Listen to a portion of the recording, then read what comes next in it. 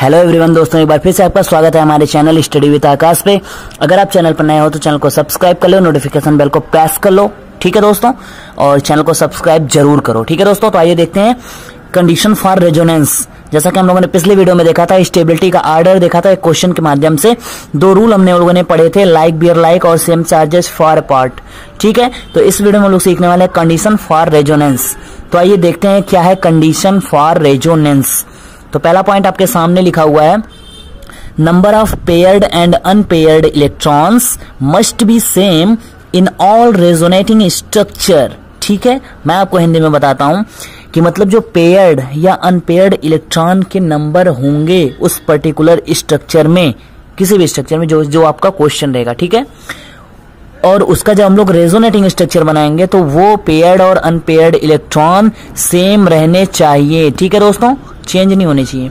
Second rule हमारा देखिए क्या कहता है, octet rule not be violated, मतलब जो ऑक्टेट रूल होता है उसको फॉलो करना जरूरी है, जरूरी है, जरूरी है, ठीक है।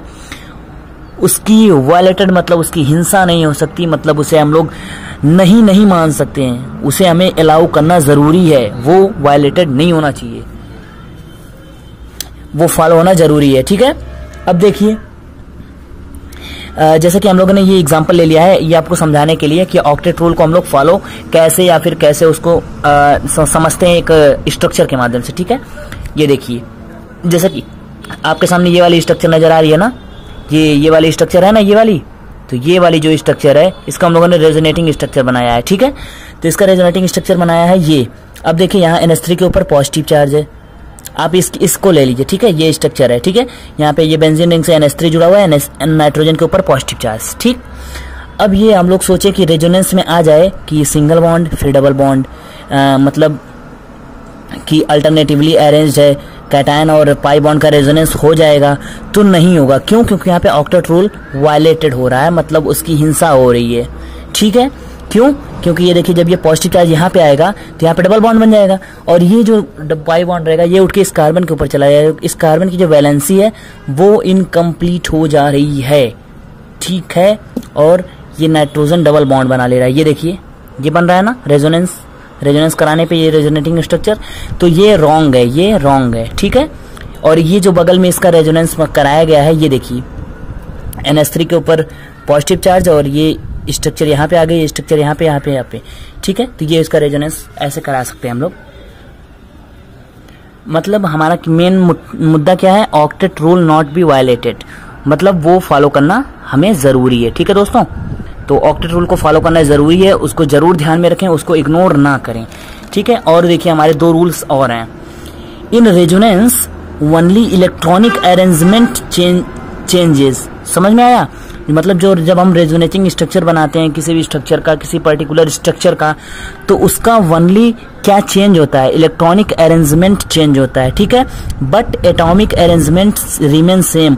मतलब जैसे अभी मैं आपको बता दूं, ये कार्बन ये कार्बन ये कार्बन, अब इस कार्बन को उठा के हम लोग यहाँ पे नहीं लगा सकते, यहाँ पे नाइट्रोजन नहीं लगा सकते, मतलब यहाँ पे जैसे यहाँ पे नाइट्रोजन यहाँ पे कार्बन है तो यहाँ पे नाइट्रोजन यहाँ पे कार्बन नहीं कर सकते।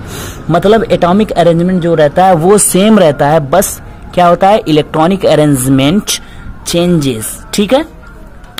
इसे हम लोग जब हम लोग टॉटोमेरिज्म पढ़ेंगे तो ये उससे एक डिफरेंस होता है। मतलब अगर हमसे पूछा जाए कि रेजोनेंस और टॉटोमेरिज्म में क्या डिफरेंस है, तो एक डिफरेंस ये भी होता है कि in resonance only electronic arrangement changes but atomic arrangement remain same, ठीक है। और देखिए फोर्थ रूल जो हमारा लास्ट रूल है, इसके बाद भी रूल है, उसको हम लोग नेक्स्ट वीडियो में पढ़ेंगे, लेकिन इस वीडियो में हम लोग चौथा वाला पॉइंट भी देख लेते हैं। Resonance always leads to stability, मतलब हमारा रेजोनेंस कराने का मेन मुद्दा क्या होता है, मेन मोटो क्या होता है, हाय मेरी मोटो ठीक है।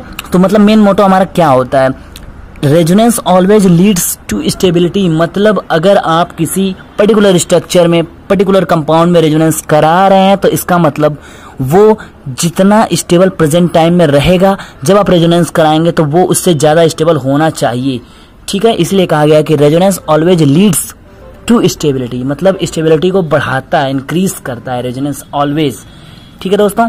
तो वीडियो कैसी आई, वीडियो पसंद लगी हो तो वीडियो को लाइक करिए, चैनल को सब्सक्राइब जरूर करिए। और दोस्तों नेक्स्ट वीडियो में हम लोग और भी रूल्स पढ़ते हैं कंडीशन फॉर रेजोनेंस में। इस वीडियो में इतना ही, बाकी चैनल को सब्सक्राइब जरूर करिए।